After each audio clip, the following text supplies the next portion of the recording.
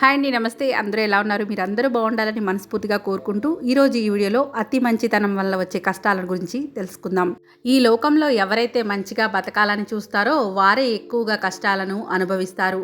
అలా ఎందుకు జరుగుతుంది? ఎన్ని మంచి పనులు చేసినా, ఎంతమందికి సహాయం చేసినా చివరికి వారికి దుఃఖమే కలుగుతుంది. మరి మానవుడు ఎలా ఉండాలి? చేసిన మంచికి ఫలితం ఎప్పుడు లభిస్తుంది? ఒక మానవుడు ఎంతవరకు సహాయం చేయాలి? ఎలాంటి సహాయం చేయాలి? మానవుని అతి మంచితనం ఎలాంటి పరిస్థితులను తెచ్చిపెడుతుందో ఈ వీడియోలో చూసి తెలుసుకుందాము. పూర్వం ఒక నగరంలో ఒక ధనవంతుడైన వ్యాపారి ఉండేవాడు. ఆయన చాలా మంచివాడు. ఎదుటివారి బాధను చూసి తట్టుకునేవాడు కాదు. మృదు స్వభావి. అడిగిన వారందరికీ వెంటనే సహాయం చేసేవాడు. అతని స్వభావాన్ని, మంచితనాన్ని చూసి చుట్టుపక్కల వారందరూ అతనిని మోసం చేస్తూ, అతని ముందు దొంగ ఏడుపులు ఏడుస్తూ తమ కష్టాలు ఉన్నాయని చెబుతూ అతని వద్ద నుండి ధనం అప్పుగా తీసుకునేవారు. వ్యాపారి కూడా వాళ్ళు బాధపడటం చూడగానే అతనికి మనసులో చాలా బాధ కలిగేది. వెంటనే వాళ్ళు అడిగిన ధనాన్ని ఇచ్చేసేవాడు. ఆ ధనవంతుడు తన మనసులో ఇలా ఆలోచించేవాడు, అతనికి ఇప్పుడు కష్టం వచ్చింది, నేను ఇప్పుడు అతనికి సహాయం చేస్తే అతని కష్టాలన్నీ తీరిపోగానే నా ధనం నాకు తిరిగి ఇచ్చేస్తాడు అని అనుకునేవాడు. అలా అనుకుని అందరికీ సహాయం చేసేవాడు. ఇలా కాలం గడుస్తూనే ఉంది. అందరూ ధనం తీసుకుంటూనే ఉన్నారు, కానీ ఎవరూ కూడా ధనం తిరిగి ఇవ్వటం లేదు. వ్యాపారి కూడా వారిని ధనం తిరిగి ఇవ్వమని గట్టిగా అడిగేవాడు కాదు. వాళ్లే తిరిగి ఇస్తారులే అని ఎదురు చూస్తూ ఉండేవాడు. పగలు తర్వాత రాత్రి వచ్చినట్టు, సుఖం తర్వాత దుఃఖం వచ్చినట్టు అదేవిధంగా వ్యాపారికి కూడా జరిగింది. అతని వద్ద ధనం తగ్గిపోయింది. ధనం లేకపోవడం వల్ల వ్యాపారం కూడా సరిగ్గా చేయలేకపోయేవాడు. కొన్ని రోజులకే వ్యాపారం పూర్తిగా మూతపడిపోయింది. వ్యాపారి వద్ద ధనం పూర్తిగా అయిపోయింది. ఒకప్పుడు ఇదే వ్యాపారి నగరంలో చాలా ధనవంతుడు, కానీ ఈరోజు అతని వద్ద ఏ మాత్రం ధనం లేదు. పైగా అప్పులు కూడా చేయవలసి వచ్చింది. ఏం జరుగుతుందో అతనికి అర్థమే కావడం లేదు. తన జీవితం ఎందుకు ఇలా మారిపోయిందో అతనికి తెలియటం లేదు. ఎవరైనా ఒక గురువుని కలిసి ఎందుకు ఇలా జరుగుతుందో తెలుసుకోవాలని అనుకుంటాడు. వెంటనే ఆ నగరం బయట ఉన్న అడవిలో ఒక గురువు వద్దకు చేరుకున్నాడు. గురువు గారికి నమస్కరించి, గురుదేవా, నేను చాలా కష్టాల్లో ఉన్నాను. నేను అందరికీ సహాయం చేసి ధనవంతుడి నుండి పేదవానిగా మారాను. నేను సహాయం చేయడమే నా తప్ప ఎవరికీ సహాయం చేయకూడదా? మీరే నాకు ఏదైనా పరిష్కారం చెప్పి నా మనసుకు శాంతి కలిగించండి అని వేడుకుంటాడు. అప్పుడు ఆ గురువు, నాయనా, నువ్వు చాలా మంచివాడివి, అందరి మీద దయకలవాడివి. అవసరానికి మించి మంచిగా ఉండటం కూడా మనకు కష్టాలను కలుగచేస్తుంది. నువ్వు అందరూ కష్టాల్లో ఉన్నారని వారికి సహాయం చేసేవాడివి, కానీ అందరూ దానినే నీ నిస్సహాయతగా భావించి నీ ముందు మంచిగా నటించి నీ నుండి ధనం తీసుకున్నారు.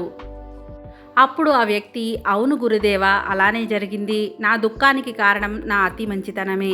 అందరికీ అడగగానే ఏమీ ఆలోచించకుండా నేను సహాయం చేయడం.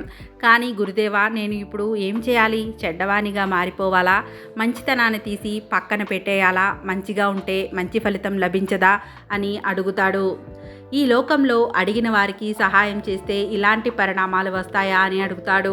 అప్పుడు ఆ గురువు, నాయనా, నువ్వు అలా చేయకు నాయనా, ఈ లోకంలో మంచివారికే ఎక్కువ దుఃఖం కలుగుతుంది. దానికి కారణం ఎదుటివారి కష్టాలను చూసి మనం వెనుక ముందు ఆలోచించకుండా సహాయం చేయడమే. ఎదుటివారిని పూర్తిగా నమ్మడం. మనం ఇప్పుడు వారికి సహాయం చేసి వారు కూడా మనకు భవిష్యత్తులో సహాయం చేస్తారు అని ఆశ పెట్టుకోవడం. ఇక వారు మన అవసరానికి సహాయం చేయకపోతే మనకు విపరీతమైన బాధ కలుగుతుంది. మనం చేసే సహాయానికి కూడా కొన్ని పరిమితులు ఉంటాయి. దాన్ని అనుసరించే మనం సహాయం చేయాలి అని అంటాడు. అప్పుడు ఆ వ్యక్తి, గురుదేవా, కొంచెం అర్థమయ్యేలా వివరించి చెప్పండి అని అడుగుతాడు. అప్పుడు ఆ గురువు, అయితే నీకు ఒక చిన్న కథను చెబుతాను. దానిని విన్న తర్వాత నీకు అర్థమవుతుంది.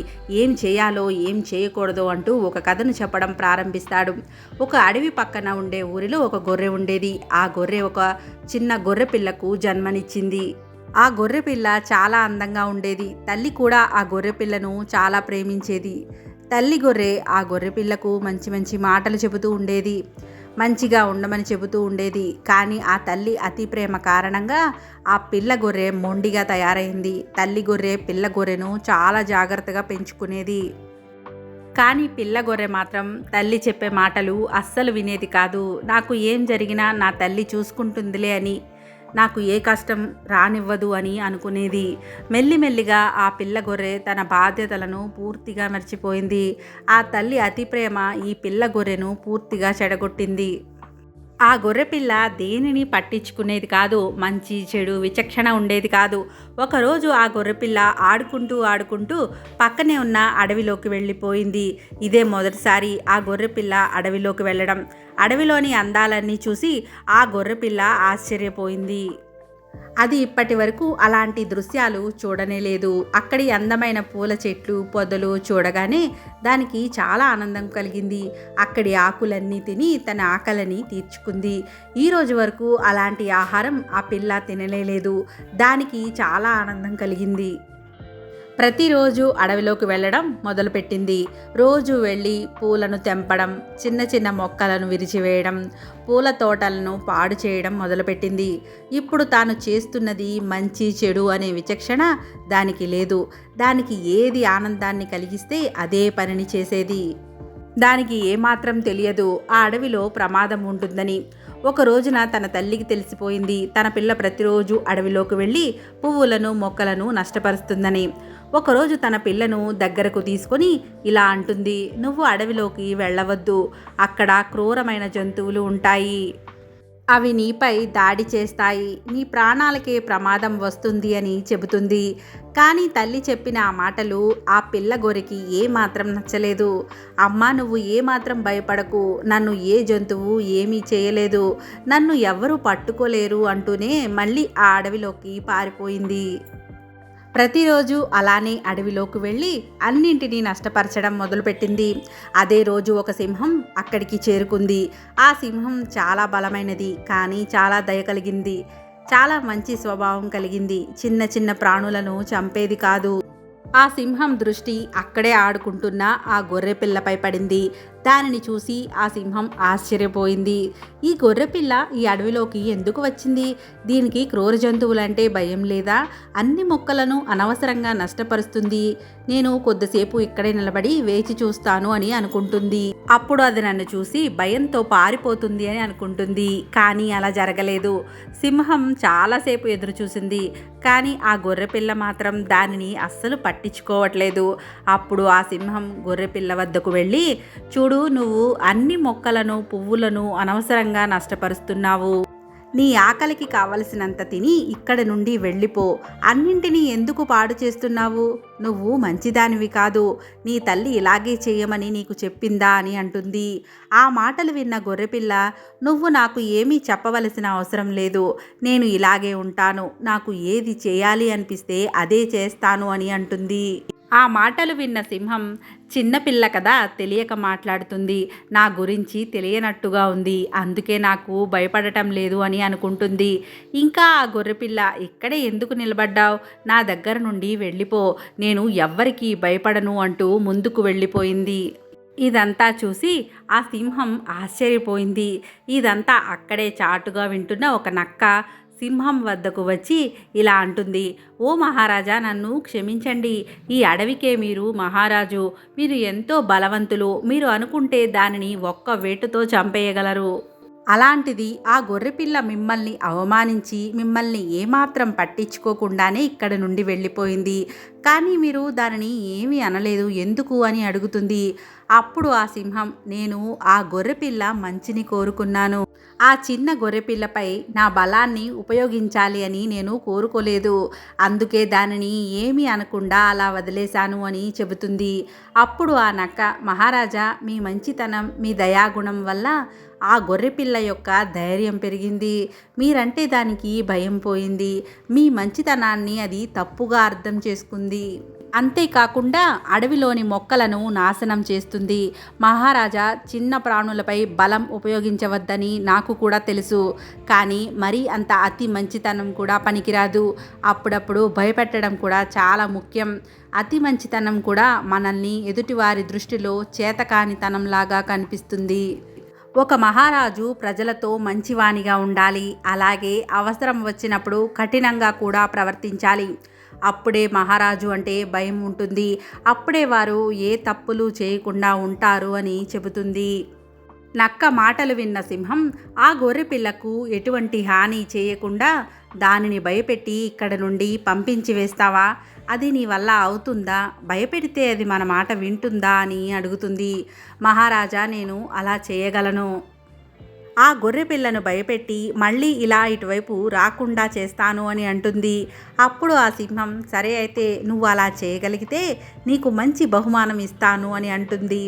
సింహం మాటలు విన్న నక్క వేగంగా గొర్రెపిల్ల వద్దకు వెళ్ళి దానిపై దాడి చేసి గొర్రెపిల్లను కింద పడేసి దాని గొంతును గట్టిగా నొక్కిపట్టి, నేను ఇప్పుడు నిన్ను ఇక్కడే చంపేస్తా, అడవిలో మొక్కలన్నింటినీ నువ్వు నాశనం చేస్తున్నావు, నేను కూడా ఇప్పుడు నిన్ను ఇదే అడవిలో చంపేస్తాను అని అంటుంది.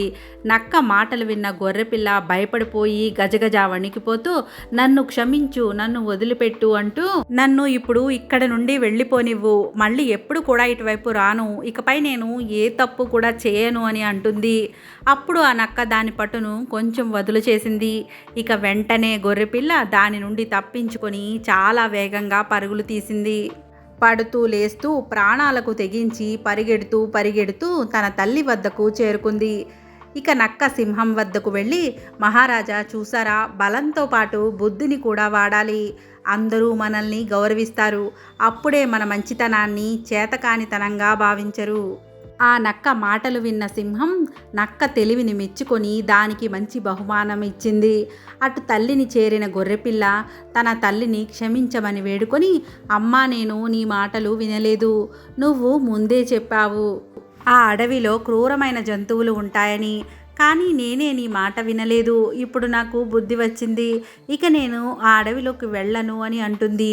అప్పుడు ఆ గురువు ఆ వ్యాపారితో, నాయనా చూసావు కదా, మంచితనానికి కూడా కొన్ని పరిమితులు ఉంటాయి, అతి మంచితనం ఎప్పుడూ అంత మంచిది కాదు, నువ్వు సహాయం చేయడం మానవద్దు, కానీ దానికి డబ్బుతోనే కాకుండా వారి సమస్యలకు పరిష్కారం మాటలతో కూడా చెప్పవచ్చు, అది కూడా సహాయమే అవుతుంది, డబ్బు వారికి అత్యవసరం అయితేనే డబ్బు సహాయం చేయాలి, ఒక వ్యక్తి గురించి వారి సమస్య గురించి పూర్తిగా తెలుసుకున్న తర్వాత మాత్రమే వారికి ఏదైనా సహాయం చేయాలి.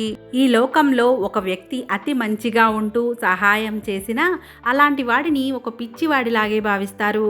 ఎంత పెద్ద సింహమైనా దాని సహజత్వాన్ని విడిచి మంచిగా చెబితే దానిని కూడా ఒక చేతకాని దానిలాగా, ఒక పిచ్చి దానిలాగా భావించి దానికి ఏమాత్రం విలువ అనేది ఇవ్వరు.